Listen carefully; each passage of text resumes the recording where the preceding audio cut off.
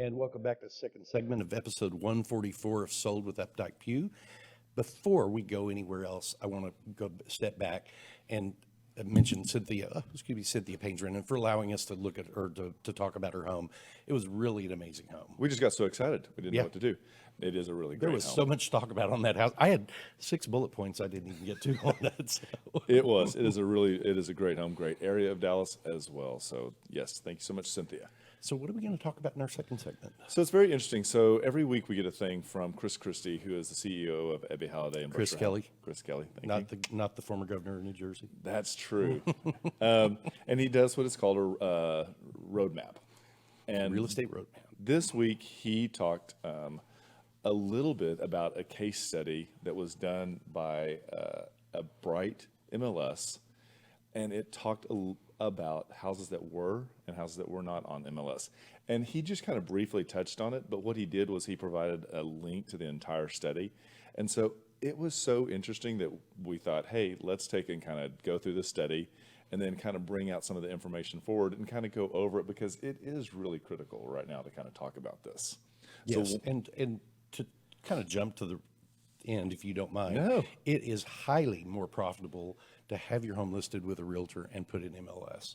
And it's interesting. So I got a little skeptical because Texas is different. So when they were talking about so before we go all the way into that, the MLS stands for Multiple Listing Service. Mm-hmm. And so Bright is an MLS, as we mentioned at the beginning of the show, is the largest MLS in the United States. Mm-hmm. And it services 3 major metro areas. And the metro areas are like Delaware, it's Maryland, New Jersey, Pennsylvania, Virginia, D.C., and West Virginia. And that's a lot of people. In fact, it's 95,000 members that they have. It's a bunch. It is a bunch. And this study that they did was a 2-year study. So it was from 2019 to 2020. And we're trying to lay the groundwork so you understand that this wasn't just a tiny little pie, a little sliver. It wasn't just 6 months. It is an actual 2-year time period. And one of the other important things that I think to point out is that the markets that Bright MLS serves are public information areas where all of the sales are recorded in public records. In the state of Texas, we are one of, I think, 6 or 7 still non-disclosure states where sales prices are not a part of public record. Which is why at first I was really interested to read the study, because I was like, well, how are they getting the data? And then it dawned on me, because we're Texas and we're so used to sold data not being published that I couldn't figure it out. Mm-hmm. So basically they have access to this. But to go back to like what were the parameters of this study, it was a large area over 2 years, and it included all types of residential neighborhoods. Or property. So we're talking about condos, waterfront, mountains, suburban, urban. This is a really great mix, because we want to see it from all different angles and find out if there's something that we're missing. And one of the things that they did that I thought really made a lot of sense was they did filter some of the data out, mm-hmm. because the parts of it can be such anomalies in sales. Like new construction was filtered out, foreclosures were filtered out, odd square footages. What they did was took the outliers, square footage, lot size, price per square foot, and closed price, and they filtered 1.5% on each end off of the study.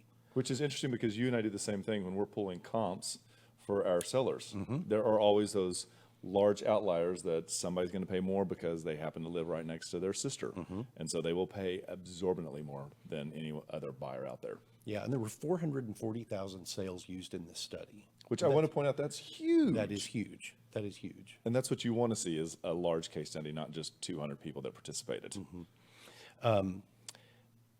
75% of these were in MLS, and 25% of the sales analyzed were not in MLS. Correct. Now, they could be listed with a realtor, but just not the owner, for whatever reason, decided they didn't want it in MLS. Correct. So these are not, 25% of them are not unrepresented. It's just 25% of them did not go into the MLS. So 74% of that 440 represents roughly 327,000 homes were put into MLS, versus the 115 that were sold for sale by owner or in some other manner, but not through the MLS. And that's where the data really begins to shift, is because there was a performance difference of almost 17%, with that 17% representing a higher sales price than were those that were listed or not listed with MLS. And so when we look at it from a median, that would be like us saying that if it went for MLS, it sold for 310, and if it didn't go in MLS and it was comparable, it would sell for 265,000. And that's a huge difference. Huge. I mean, when you're talking about that much money in a seller's pocket. It really is, because sellers are always thinking they're going to save on that money. But at the end of the day, as we'll kind of talk towards the end of the show, there's other factors that begin to play into that as well. When we also looked at the study, they broke it down just a little bit further as far as square footage. And this is where it really got a little bit shaky, is because if you think about a lot of for sale by owners, I really think that it's on the lower end of the size that tries to sell it. So homes that were between 1,250 up to 1,700 square feet, the difference between being sold on MLS versus off MLS was almost 27%. Wow. Which is, It's huge. that's over a quarter of the sales price. A quarter. That is a lot of money. So putting other benefits of putting your house into the MLS include access to vendors. You broaden the scope of the pool of buyers that you get to expose your home to, 100%. which always makes sense. You also are allowing your agent to effectively negotiate on your behalf, because there are many times that we negotiate with multiple buyers, agents, and at the same time. And you don't get that many times if you're not in MLS and you don't have that broad exposure. The other thing too is that negotiating is a skill set, and knowing how one portion of the contract can push the other portion of the contract and make it become a leveraging point is very unique. And if you're only selling a house every 8 years, you're not going to know the nuances and how the pressure points. And then lastly, I think timing is one of those things. Not understanding the timing can really be critical at what becomes an expense on your side versus what becomes an expense on the buyer side. And it can get expensive. Absolutely. So if you'd like to have more information about the study, maybe there's a couple of data points that we didn't hit that you have interest in, just reach out to us, let us know. We'll be happy to provide the information for you and share with you what all we found about it. Yep. So join us next Wednesday for another episode of Sold with Updike Pugh here on Facebook Live at noon, and also on our YouTube channel. And just remember, we want to be your realtors for life.